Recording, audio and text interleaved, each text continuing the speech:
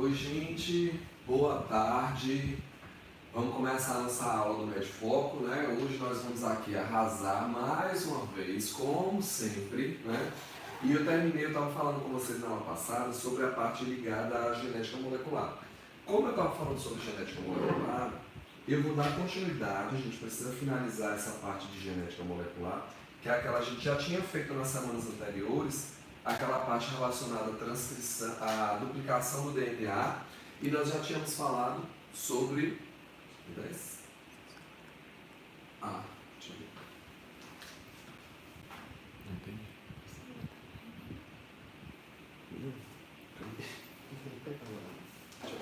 Deixa eu pegar.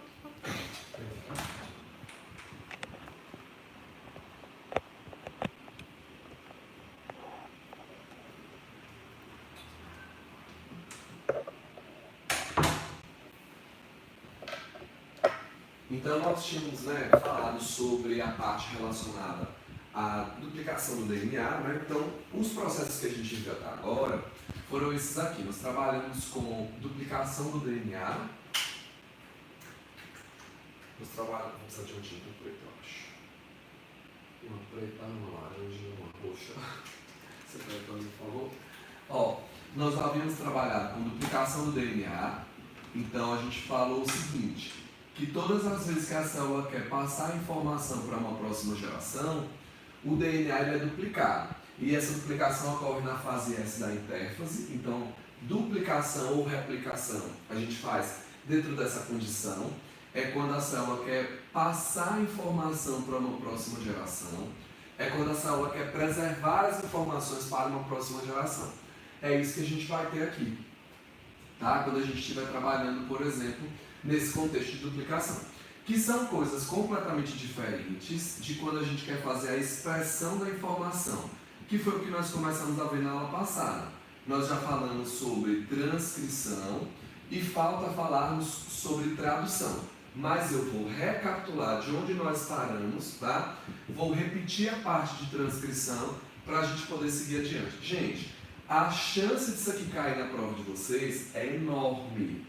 A chance disso aqui cair na prova de vocês é muito grande.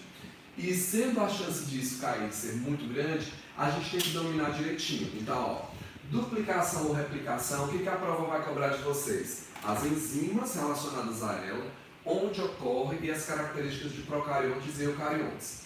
Já essa parte aqui é um outro procedimento. É quando a gente vai trabalhar com expressão gênica. Nesse momento a gente vai estar trabalhando com transcrição e tradução. Então vamos começar a recapitular o que nós falamos na aula passada. Na hora que a partir do DNA eu produzo o RNA, nós estamos fazendo transcrição. Na hora que a partir do RNA nós vamos produzir proteína, nós vamos estar fazendo uma tradução. Esses dois processos servem para eu expressar genes. Só que eu quero que vocês entendam o seguinte. Existem alguns genes que têm apenas informação para eu produzir o RNA. Esses genes eles vão sofrer só transcrição. Então, quando a gente perguntar assim, quais são os produtos de expressão gênica, né?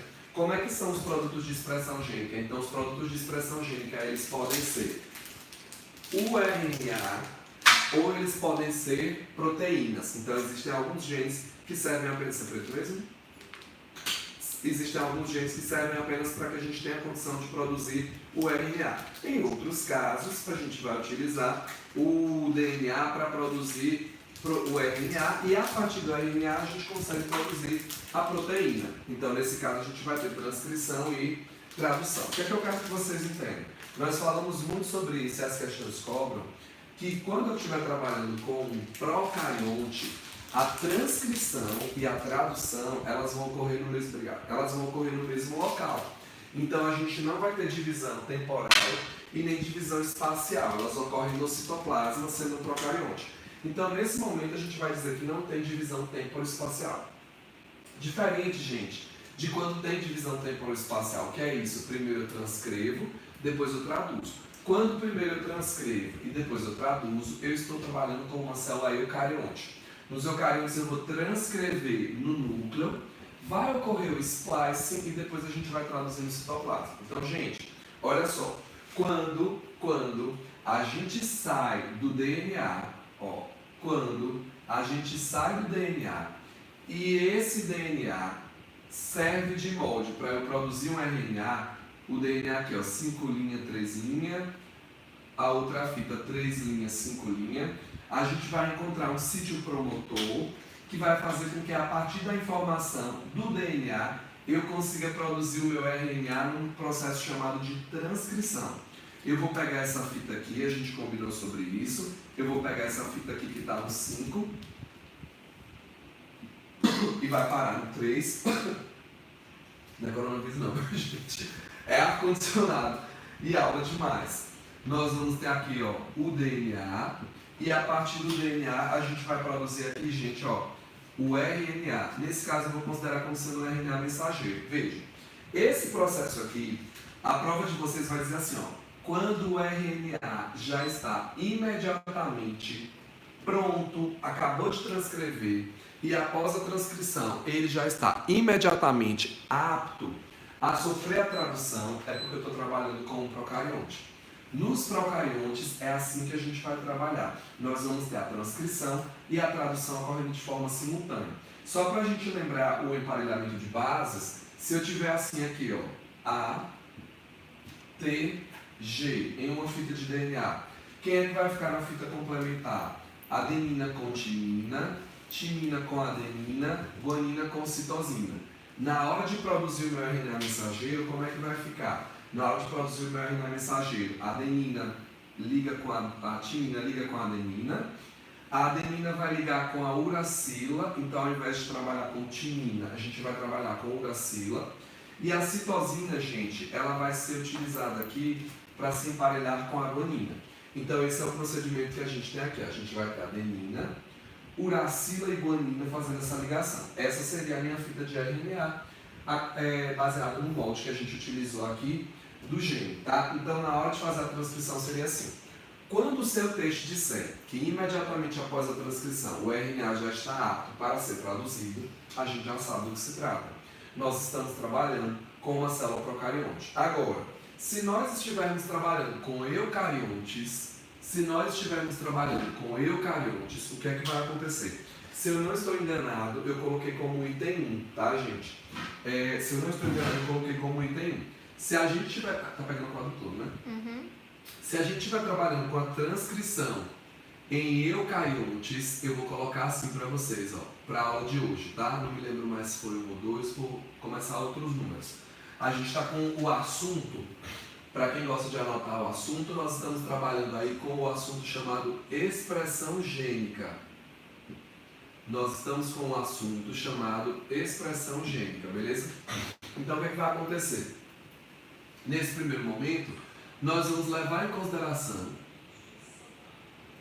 a transcrição, só que essa transcrição vai ser uma transcrição, gente, em eucariontes. Por que em eucariontes? Eu vou repetir o finalzinho da aula passada.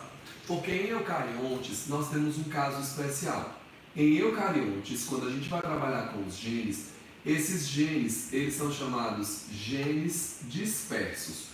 Como assim, professor, eu estou trabalhando com genes dispersos? Gente, nesse momento, quando a gente está trabalhando com genes dispersos, o que é que vai acontecer? A informação codificante, que é a informação que é útil para eu produzir a minha proteína, essa informação ela está espalhada. E aí, quando a gente para analisar, olha o que nós temos aqui. Eu encontro aqui, ó, a minha molécula de DNA, tá? A minha molécula de DNA, ela começa a ser transcrita, só que na hora que ela vai sendo transcrita, eu escolho um trecho dessa molécula aqui para ser transcrita. A gente vai identificar qual é o trecho. E aí a RNA polimerase começa a atuar, eu começo a construir aqui o meu RNA. Só que o que eu quero que vocês entendam? Que esse RNA que a gente está começando a produzir aqui, ele na verdade vai ser chamado, isso aqui é revisando a nossa aula passada. Como é um assunto extremamente importante, eu preciso repetir aquilo tudo. A gente chegou a fazer um exercício, mas eu vou precisar de mais para a gente poder dar conta do recado, tá, gente? Eu vou produzir aqui o que nós chamamos de nós temos um pré-RNA mensageiro, é isso que nós temos aqui. Então, gente, eu tenho um pré-RNA mensageiro e esse pré-RNA mensageiro foi produzido a partir da transcrição do gene. do meu DNA, o meu trecho de DNA contendo informação. Só que o que acontece? Se vocês analisarem, ainda no núcleo, porque essa parte de transcrição é quando eu produzo o RNA a partir do DNA, então ainda no núcleo, o que é que vai acontecer? Vai existir uma outra etapa aqui, e nessa outra etapa, se vocês perceberem bem, olha o que nós estamos fazendo. Eu vou continuar aqui ó, com o meu RNA, só que o meu RNA ele diminuiu de tamanho. Se nós percebermos agora, nós vamos estar chamando esse RNA aqui de RNA maduro. E esse RNA maduro, ele é menor. Gente, ele é menor porque esse RNA maduro, ele apresenta apenas exons. Nós comentamos na aula passada sobre introns e sobre exons. Então eu queria que vocês entendessem o seguinte. Essa parte que está de vermelho, ela responde ao que nós chamamos de exons, beleza? E essa parte que está de verde,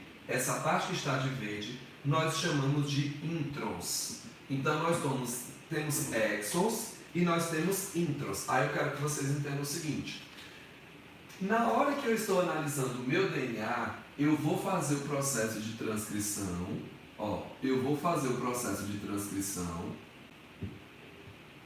E nesse processo de transcrição, eu vou transcrever introns e exons. Tem que ficar claro para vocês que na hora da transcrição eu transcrevo introns e exons. A prova adora fazer essa cobrança de vocês.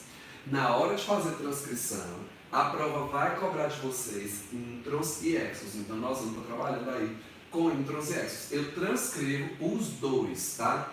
E o que são os exons? Os exons, gente, correspondem às porções codificantes, ou seja, as porções que têm informação para produzir a minha proteína, e os introns, gente, correspondem às porções não codificantes. Então nós temos porções codificantes e nós temos porções não codificantes. Eu transcrevo as duas, a prova vai cobrar isso de vocês. Só que o que eu quero que vocês entendam? Após a transcrição, ainda no núcleo, ocorre um evento chamado splice. Nesse splice, o que nós vamos ter? Nós vamos, no núcleo, fazer a remoção dos introns. Esses introns aqui são porções não codificantes e nós vamos eliminá-los. Quando a gente elimina os introns, gente, ficam apenas quem? Os exons. Por isso que o RNA mensageiro maduro, ele é menor, porque ele tem apenas os exons. Mas eu quero que vocês entendam o seguinte. Imaginem vocês que a gente tivesse aqui assim, ó, o exon 1, o exon 2 e o exon 3 e aqui no final o exon 4.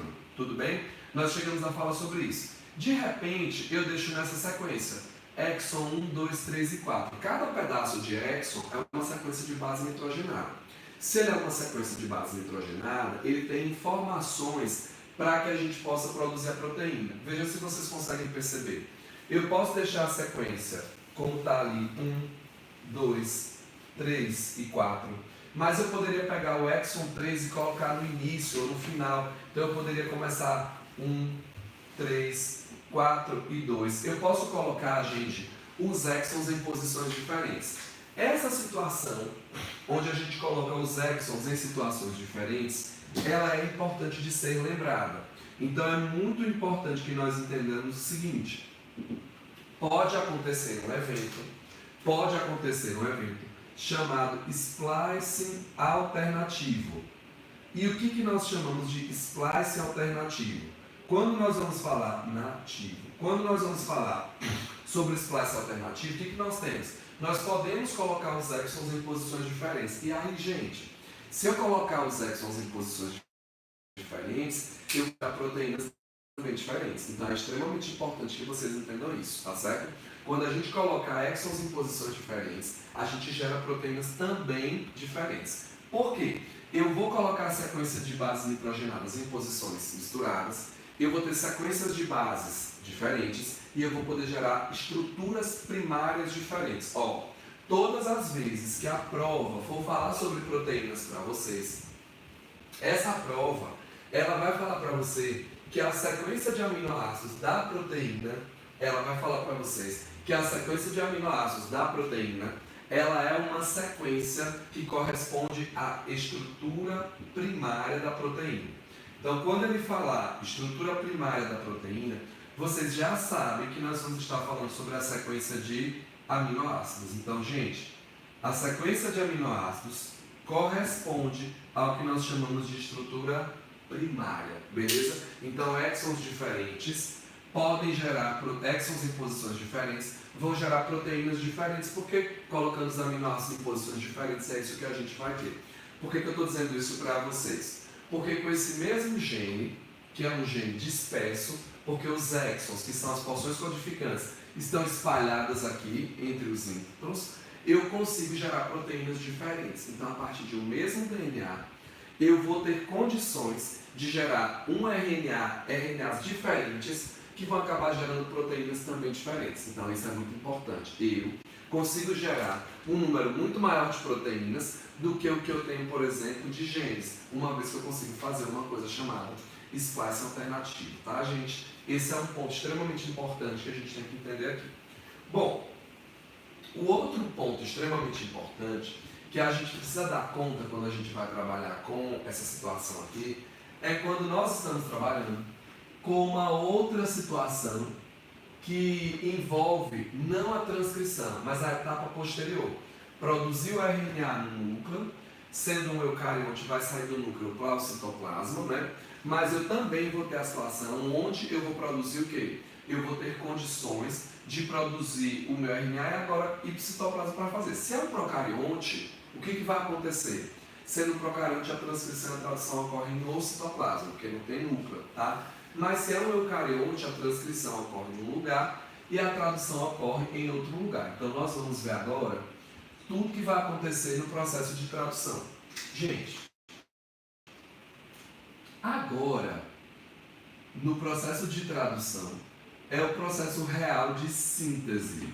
É onde realmente, a partir do RNA, a gente consegue produzir a proteína. Então, o que vai acontecer agora é, eu vou sair da linguagem de bases do RNA e eu vou traduzir isso aqui para gerar as minhas proteínas. Na hora que a gente gera essas proteínas, a gente vai ter condições, né? Na hora que a gente gera as proteínas, nós vamos ter condições de estar gerando a expressão do gene que eu desejo, beleza? Então, o que vai acontecer? Na hora de fazer a tradução, nós vamos contar, né? Nós vamos contar com um RNA chamado RNA mensageiro. Nós vamos ter a participação do RNA mensageiro. Esse RNA mensageiro, gente, ele tem a mensagem. Que mensagem é essa? Ele apresenta códons e esses códons que ele apresenta são códons que apresentam uma trinca de bases, ó. São códons que apresentam trincas de bases e que indicam a posição dos aminoácidos na cadeia polipeptídica que eu vou produzir. Então, nós vamos encontrar várias trincas de bases. Cada trinca de base dessa corresponde a um códon, beleza? Então, gente, ó, essas trincas de bases que nós temos aqui são chamadas de códons, mas eu quero chamar a atenção de vocês para um detalhe. Existe sempre um códon que indica a hora de começar, e existe sempre um códon que indica a hora de terminar, beleza? Então eu quero que vocês entendam o seguinte, para começar o processo, nós contaremos com um códon que é chamado códon de início, ou códon de inicialização. Só que tem um detalhe, esse códon de início ou códon de inicialização, ele codifica a posição de um aminoácido chamado metionina. Então a metionina, gente, é o primeiro aminoácido a ser encaixado. Toda proteína, quando eu vou produzir, eu começo encaixando a metionina aqui. Mas isso não quer dizer que obrigatoriamente todas as proteínas elas vão começar com a metionina. De geral, como é que eu sempre começo com metionina e a proteína pode não ter a metionina? Depois que eu produzir a proteína toda, eu posso remover essa metionina da cadeia polipeptídica dela, beleza? Quando for para levar isso em consideração, as questões vão avisar. O que eu quero que você entenda é o seguinte, qual é o papel do RNA mensageiro? Eu estou querendo expressar o meu gene. E para expressar o meu gene, eu dependo de uma proteína. Por quê? O DNA é o responsável pelo comando metabólico E as proteínas são responsáveis pela execução metabólica, pela execução das tarefas, beleza? Quando a gente chega numa situação como essa, o que vai acontecer? Nós temos que indicar a posição de cada aminoácido na proteína que eu estou produzindo. Porque a estrutura primária das proteínas é fundamental na hora que a gente vai gerar a proteína como um todo. E aí, para isso, eu tenho que contar com a sequência de aminoácidos de forma correta. Na hora de indicar a sequência de aminoácidos, os meus genes, eles têm uma sequência de bases que eu copio no RNA. E esse RNA mensageiro é quem traz os códons, que são os códigozinhos, as trincas de bases que indicam a posição de cada aminoácido. Beleza até aqui, gente? Sem problemas?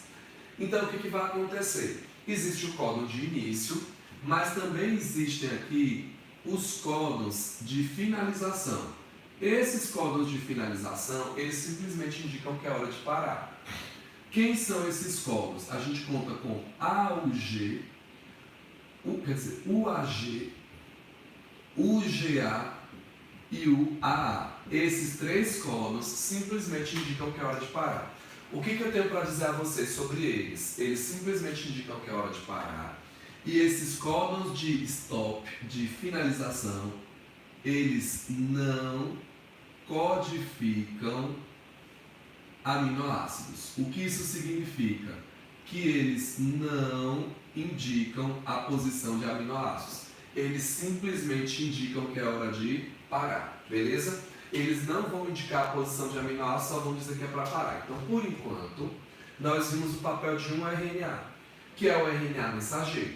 Qual é o papel do RNA mensageiro? Apresenta códons e cada códon indica a posição de um aminoácido em sua proteína.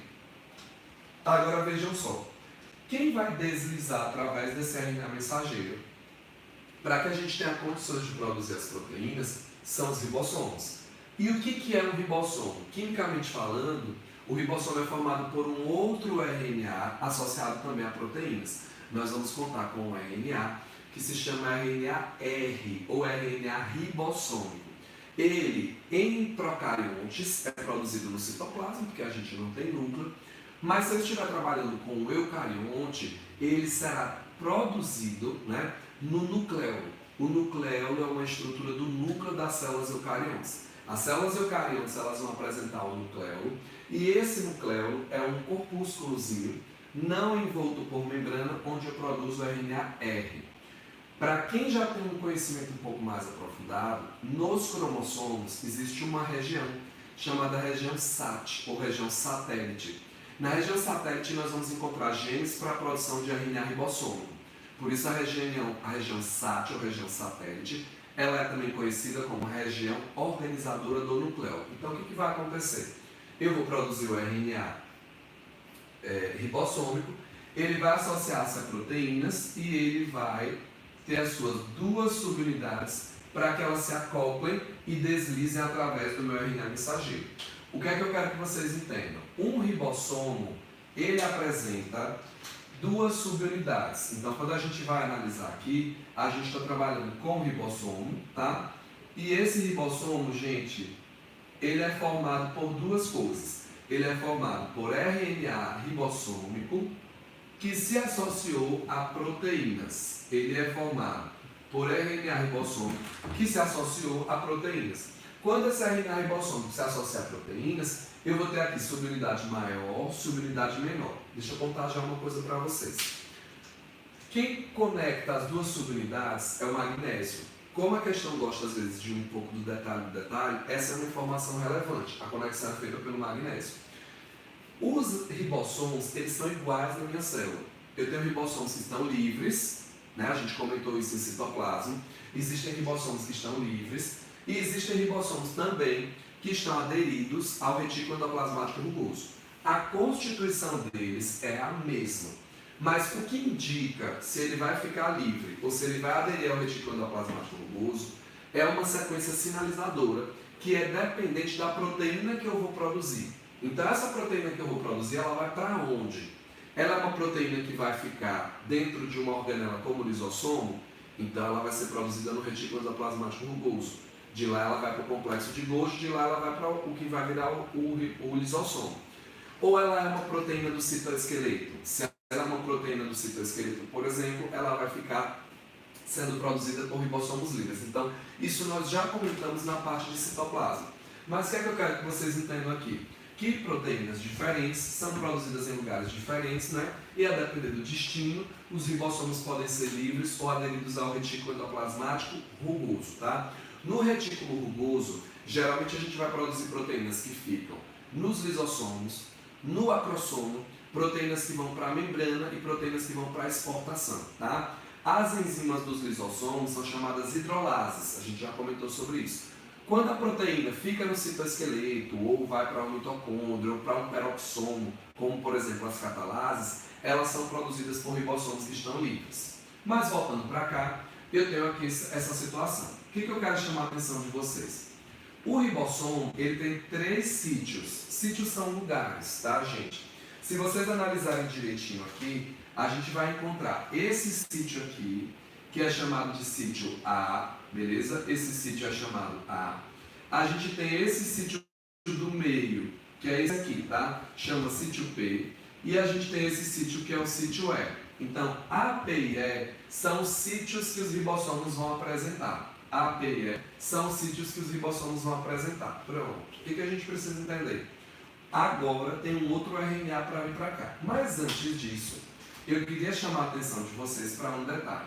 Qual é o detalhe que eu queria chamar a atenção de vocês?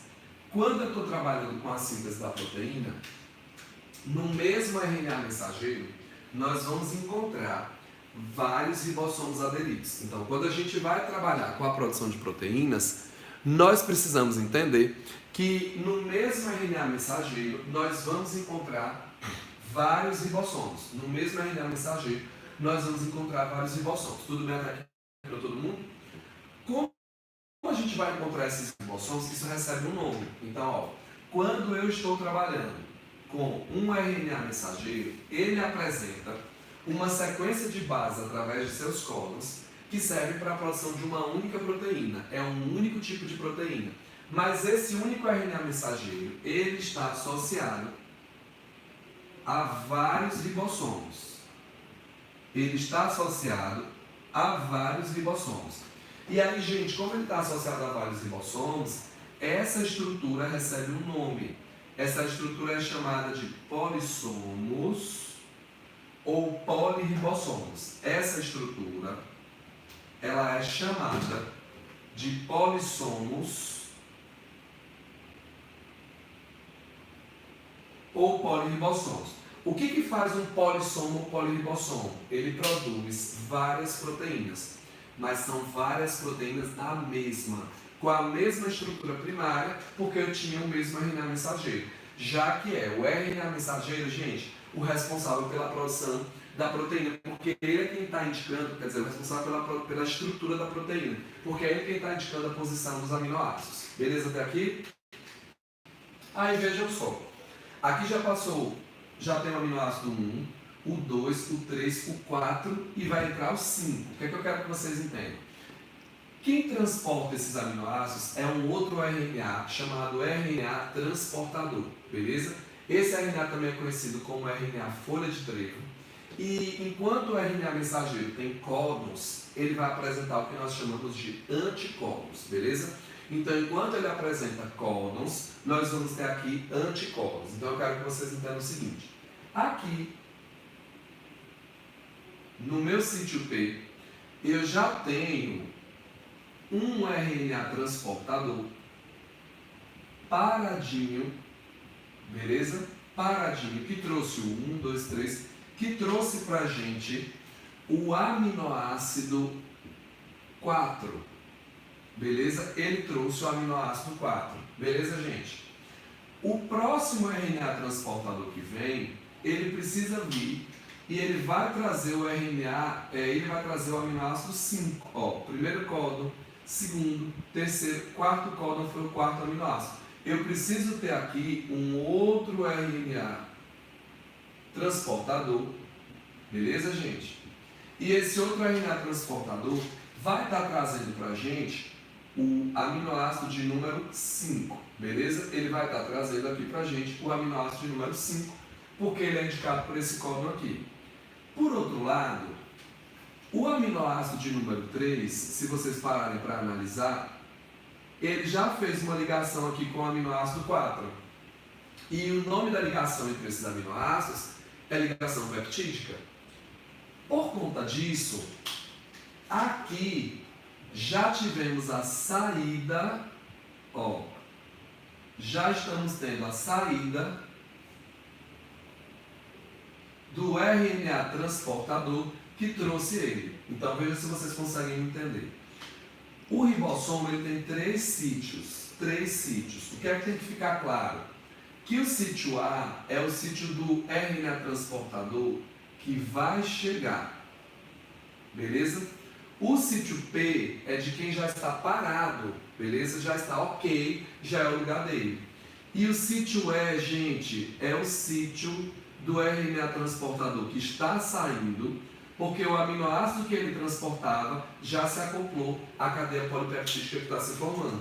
Então a gente ainda teria aqui o aminoácido 2, que já se ligou ao aminoácido 3, e o aminoácido 1, que já fez sua ligação peptídica com o aminoácido 2. Então seria, gente, mais ou menos essa situação que nós teríamos aqui. Então qual é o papel do RNA mensageiro? Ele tem códons, e esses códons indicam a posição dos aminoácidos na minha cadeia polipeptídica. Ponto. Qual é o papel do RNA ribossomo? Associa-se aos ribossomos para gerar, associa-se às proteínas para gerar o ribossomo que desliza fazendo a leitura aqui do RNA mensageiro. Qual é o papel do RNA transportador? Ele transporta os aminoácidos e ele checa a posição de cada um deles aqui nesse processo, beleza, gente? Ele transporta os aminoácidos e checa a posição de cada um deles na cadeia polipeptídica que eu estou produzindo. Então, o que eu preciso que vocês entendam aqui? Qual é o papel de cada um deles? Mas aí eu tenho um detalhe para contar para vocês, tá? Se porventura, aqui no meu códon, eu tivesse assim, C, A, U. No meu anticódon, eu teria que ter G, U, A. Vou repetir para vocês. O que eu preciso entender? Se aqui o códon fosse C, C, C, o anticódon teria que ser G, G, G. Porque códon e anticódon devem ser complementares. Então, gente, na hora que eu analiso um anticódon, o anticódon ele é do meu RNA transportador. Então, vem aqui o meu RNA transportador, beleza? Ele transporta o RNA, ele transporta o ribossomo e ele é complementar ao códon. Só que o códon já não é do RNA transportador, o códon é do RNA mensageiro, beleza? Então, quando eu encontro aqui, códon e anticódon, é importante vocês entenderem que códon e anticódon precisam ser o quê? Complementares. Então, na hora que a gente tiver aqui assim, gente, se eu tiver, por exemplo, ACG. ACG, quem vai ser complementar a ele? Aí aqui a gente vai ter UGC. Beleza até aqui, gente? Sem problemas? Então, o que é que eu quero que vocês entendam? O códon, ele indica a posição do aminoácido. E esse códon é a trinca de bases do RNA mensageiro ou do DNA, que eu posso chamar a trinca do DNA também de códon. E ele é o indicativo do aminoácido. Em contrapartida, o RNA transportador ele vai checar a posição através do anticódon. Então, esse anticódon, o que vai acontecer aqui, gente? Esse anticódon aqui, ele deve ser complementar a quem? Ao códon. Eles são complementares, tá? Nesse momento a gente precisa entender que eles são complementares e que, sendo complementares, um vai indicar a posição do outro, beleza? Então, essas são as perguntas básicas que a gente faz. Eu vou tirar uma foto para colocar no grupo de vocês, do quadro todo.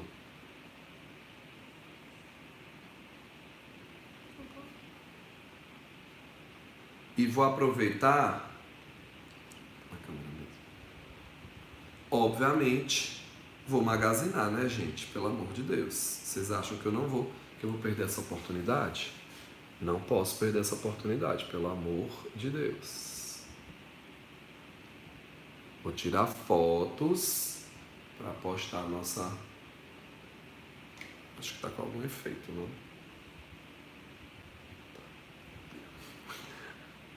Fotos bem maravilhosas. Vocês bem incríveis. Tira agora uma comigo bem maravilhoso assim, ó. Para todo mundo ver que hoje não teve trela para quem? Não tem coronavírus certo, gente, aqui.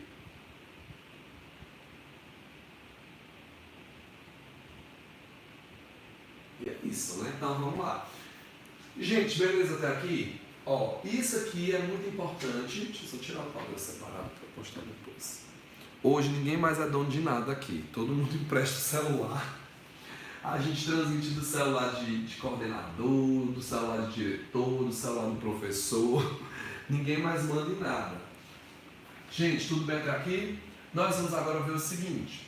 Para finalizar esse pedacinho de assunto, que é um assunto que cai bastante, que é um assunto que vocês precisam entender, precisam dominar, né? É muito importante, gente, na quinta-feira que vem, se tudo estiver ok, a gente vai transmitir novamente, né? Se as condições ainda forem as mesmas, a gente vai transmitir novamente. Por quê? Porque não é bom vocês perderem a rotina. Por mais que vocês tenham as aulas gravadas, assistir a aula naquele horário, deixar tudo certinho é extremamente importante, tá? Um outro ponto que sempre cai sendo cobrado sobre esse assunto é quando a gente trabalha com o código genético, tá?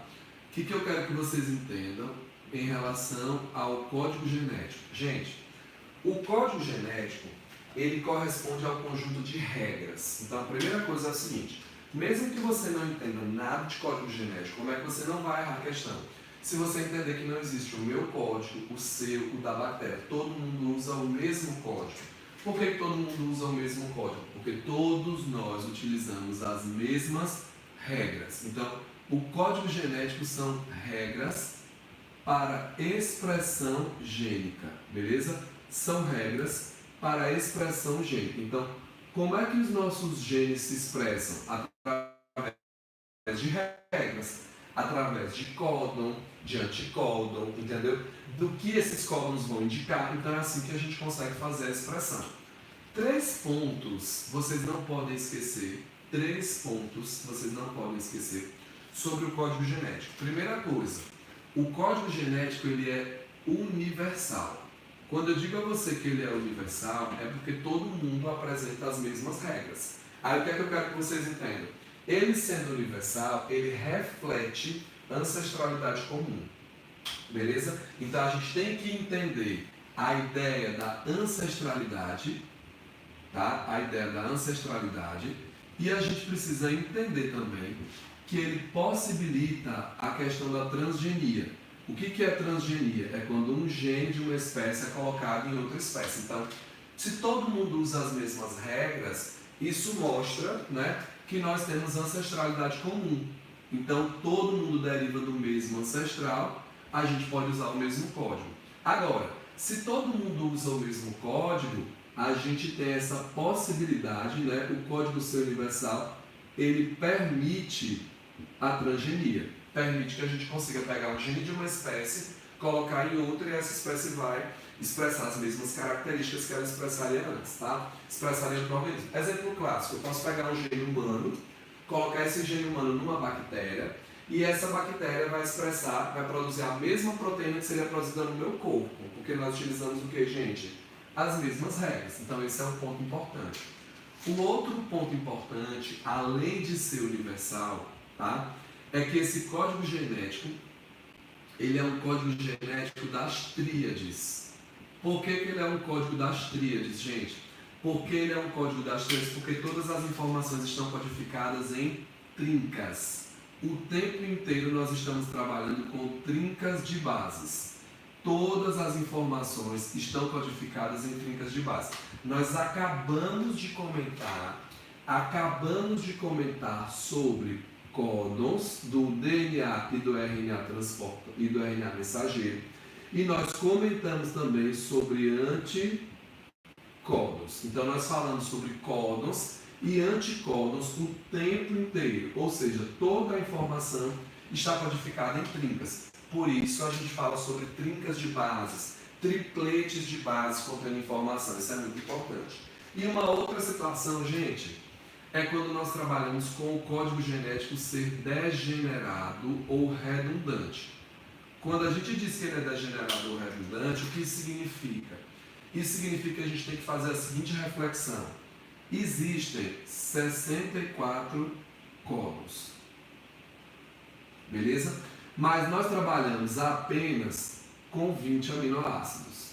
Então, se a gente for parar para refletir, quando eu digo a você que eu tenho 64 códons e 20 aminoácidos, a gente entende que existem mais códons do que aminoácidos. Beleza até aqui? Esse é um dado, isso não se discute, isso é um fato.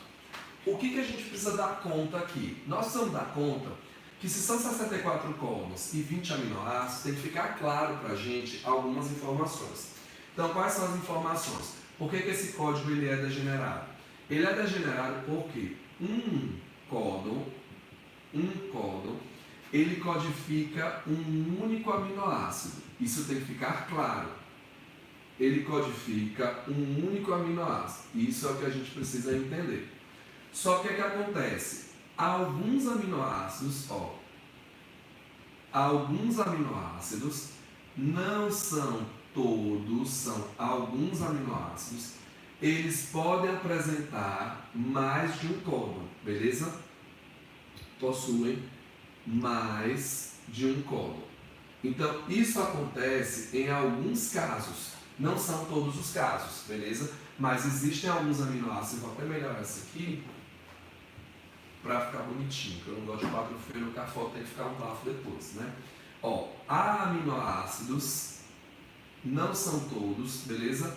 Há aminoácidos, gente, há alguns aminoácidos que vão apresentar alguns códons, tá? Eles vão apresentar mais de um códon, não são todos, beleza? Mais de um códon. Qual é a outra observação que a gente tem que entender aqui? Dentro desses códons, existem 3 códons que não codificam aminoácidos. Simplesmente eles indicam que é hora de parar. Então, se ele disser na sua prova que todo códon codifica a posição de um aminoácido, isso vai ser o que, gente? Falso. Porque existem alguns aminoácidos que não são, existem alguns códons que não codificam aminoácidos, são os códons de finalização. Estão ali para você, o AG, o GA e o AA. Eles simplesmente indicam que é hora de parar. A outra situação que é importante a gente lembrar é que em função disso, a gente precisa entender o seguinte: existe uma coisa, cai sempre nesse assunto, beleza? Existe uma coisa chamada mutações gênicas. Gente, todas as mutações, elas são erros que envolvem o DNA. E esses erros aqui, eles envolvem adicionar, remover ou substituir base. Então, quando a gente diz assim, estou trabalhando com uma mutação gênica, eu posso fazer a adição, eu posso fazer a remoção, ou eu posso fazer a substituição. Em alguns casos, tá? Em alguns casos, a gente vai alterar o sentido todo e não vai conseguir produzir nada, beleza? Por quê? Imagine você que aqui no meio eu gerasse um novo códon, após substituir, tirar ou adicionar uma base, e esse novo códon fosse um códon de finalização. Gente, eu ia parar antes da hora, e aí ia acabar com a minha vida, beleza? Ia parar antes da hora, não ia dar certo. Essas mutações, elas têm que ser lembradas, porque essas mutações, elas são fontes primárias de variabilidade genética. Então, elas podem gerar novos genes. Esse é um ponto que tem que ficar claro para a gente. Mas, às vezes, elas geram coisas sem sentido. E em algumas situações, quando a gente faz substituições, a gente vai ver isso no exercício daqui a pouco, tá? Quando a gente faz substituições, especialmente na terceira base do códon, nós podemos gerar, tá? Podem surgir mutações silenciosas. Como assim, gente? Podem surgir mutações silenciosas. Gente, ela é mutação porque ela altera a sequência de bases. Então, qualquer coisa que você faça aqui para aumentar, remover, qualquer coisa que você coloque para alterar a sequência de bases, você vai estar gerando um novo gene. Então a gente vai estar trabalhando com uma mutação, que é justamente uma mutação, né, um novo gene. Mas às vezes eu substituo uma base nitrogenada, e quando eu substituo essa base nitrogenada, o novo gene, eu vou até pegar antes do novo gene, o novo códon, ele continua codificando o mesmo aminoácido da proteína do códon anterior. Por quê, gente? Existem alguns aminoácidos que são codificados por mais de um códon. Então, às vezes, eu troco a base nitrogenada, e quando eu troco a base nitrogenada, o aminoácido continua sendo o mesmo. Então, perceba só.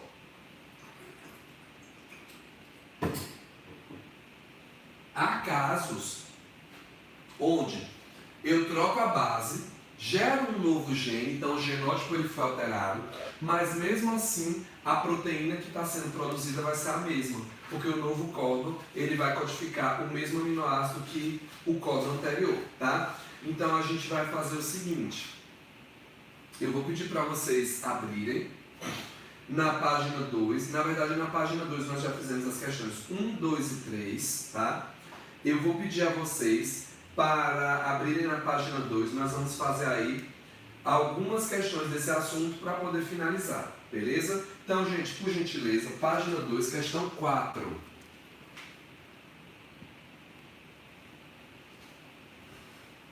Página 2, questão 4.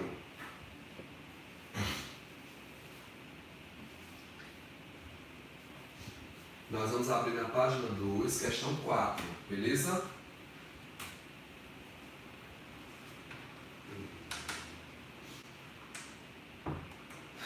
Vamos lá?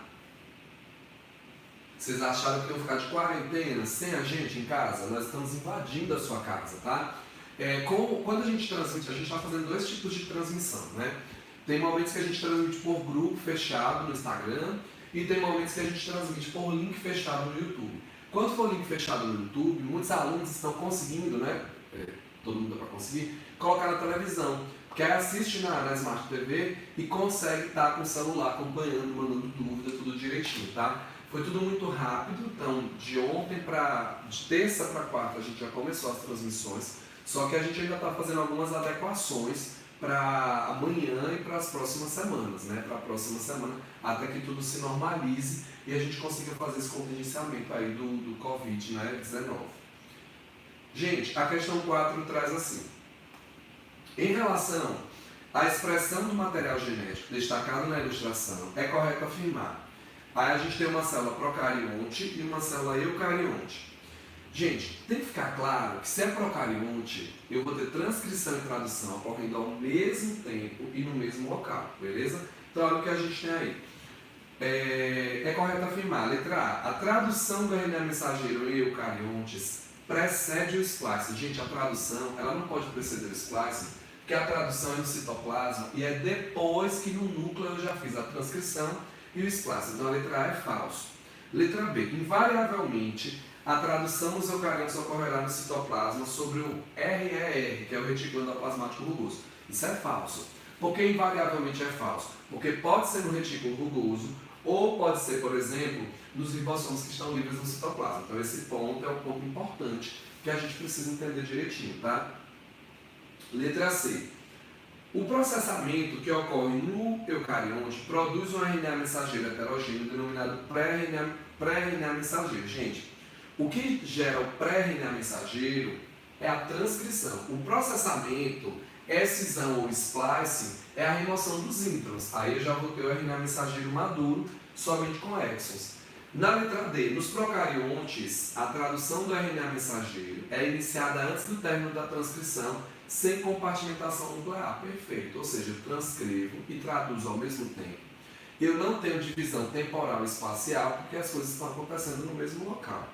E a letra E diz assim, a proteína, tanto em células procarióticas quanto em células eucarióticas, serão formadas a partir da união dos aminoácidos por hidratação. Gente, as proteínas elas se formam quando eu tenho a união entre esses aminoácidos aqui. Só que é importante que vocês lembrem que quando a gente vai trabalhar com a estrutura de um aminoácido, né, o que está acontecendo aqui? Eu vou unir o grupo COOH de um aminoácido com o grupo NH2 do outro aminoácido. Eu vou ter a perda de um hidrogênio aqui, ó, Esse é o grupo de caráter ácido, eu vou perder o OH daqui e eu vou perder um hidrogênio desses dois. Quando eu perder esse OH com esse hidrogênio, eu vou estar perdendo uma molécula de que, gente? Eu vou estar perdendo uma molécula de água, então não é uma hidratação, é uma síntese por desidratação. Nós vamos ter aí uma síntese por desidratação.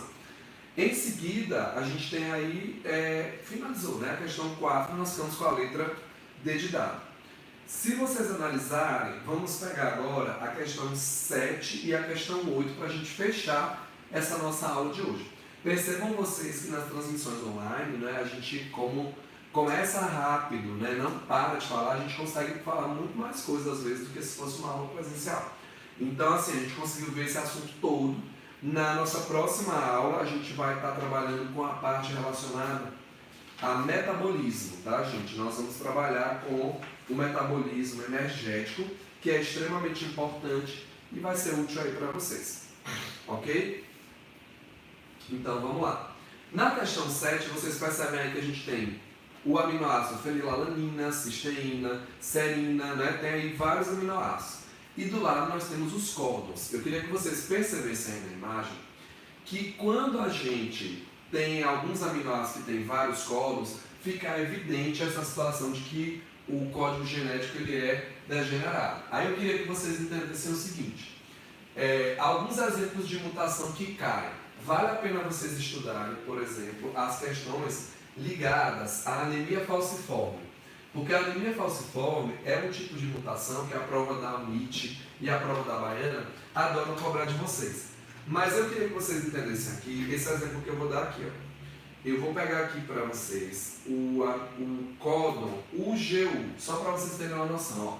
Eu estou pegando aqui, ó, os seguintes códons, UGU, beleza? Esse códon UGU, só para vocês terem uma noção, ele codifica o aminoácido cisteína, beleza? Se a gente fizesse uma mutação e o UGU sofresse uma mutação e ele agora virasse, gente, ó, UGC, eu teria aqui, ó, o resto do gene, estou só indicando o códon que eu desejo. Percebam, o UGU não é a mesma coisa que o UGC. Quando a gente percebe o UGU e o UGC, a gente percebe que são informações diferentes. Nós temos aqui uma base nitrogenada diferente. Então, nessa mutação é uma alteração do material genético, eu tenho um novo gene, eu tenho um novo códon, beleza? Eu tenho um novo gene, eu tenho um novo códon. Agora, veja o que eu quero de vocês. Na tabelinha que vocês têm nessa questão, o GU equivale a cisteína e o GC, gente, também equivale a cisteína. Então, o que acontece? Eu teria uma mutação, eu geraria um novo gene, mas a proteína que eu estou produzindo, ela continuaria com quem? Com o mesmo aminoácido. Ela continuaria com o mesmo aminoácido, por quê? Porque nós estaremos vendo aqui a preservação dessa informação. Isso é um exemplo de mutação silenciosa. Então, o que você tem que entender? Não é porque teve uma mutação que obrigatoriamente, invariavelmente, eu vou alterar a estrutura primária da proteína. Repito, toda vez que a prova da UNIT ou da Baiana falar para vocês assim, ó, estrutura primária, ó, toda vez que ela falar sobre estrutura primária, o que é que vai acontecer? Nós estamos falando sobre a sequência linear de aminoácidos. Nós estamos trabalhando com a sequência linear de aminoácidos. Beleza, gente? Então, a estrutura primária é a sequência linear de aminoácidos que nós vamos encontrar para poder ter noção e ter condições de realizar a análise das questões. Então, ó, considerando o código genético e o quadro acima, podemos dizer que, letra A, com substituições na terceira base dos códons, via mutações gênicas, invariavelmente produzem mudanças na estrutura primária do peptídeo. Falso.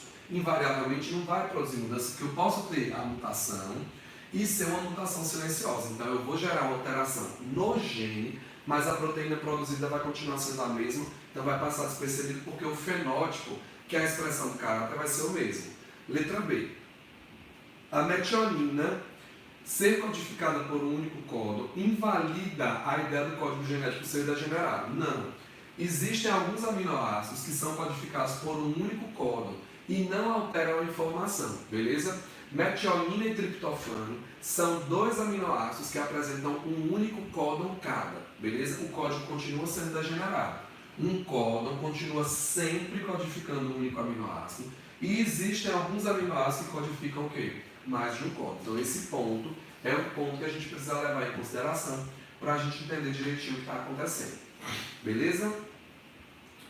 Na letra C, para o segmento proteico metionina, fenilalanina, serina, cisteína e cisteína, há um único gene capaz de orientar a expressão gênica. Gente, a partir do momento que eu tenho um aminoácido que tem mais de um códon, eu posso ter diferentes genes, né? Diferentes combinações aí de bases, gerando a mesma sequência de aminoácidos. Então, isso aí é falso. Letra D. Sempre que uma base nitrogenada é substituída no gene, seu RNA mensageiro deixa de ser sintetizado? Não. Tá? E isso é quando ocorrem mutações sem sentido. Então, não é isso que a gente vai estar pregando aí, esse item é falso. E a letra E.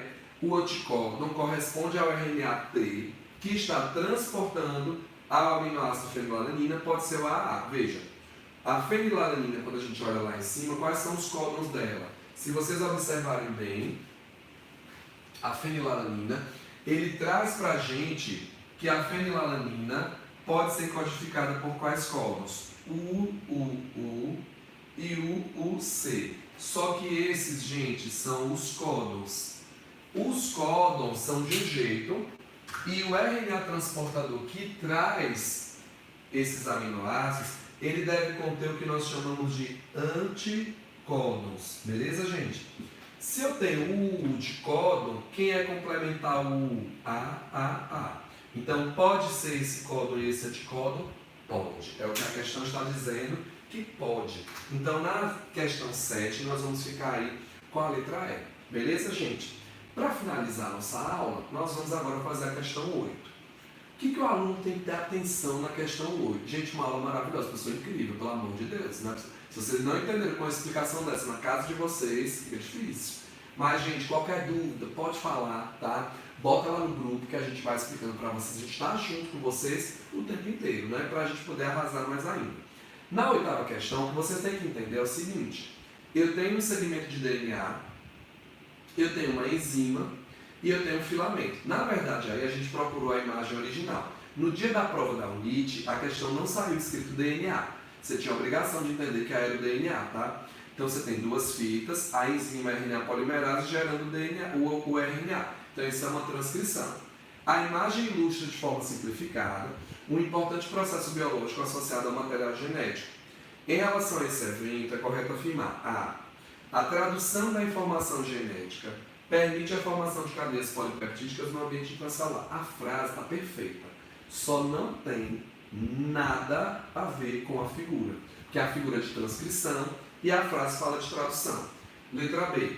A transcrição, caracterizada pela síntese de RNA, é a primeira etapa na expressão da informação genética contida numa molécula de DNA. Perfeito, letra B é a resposta.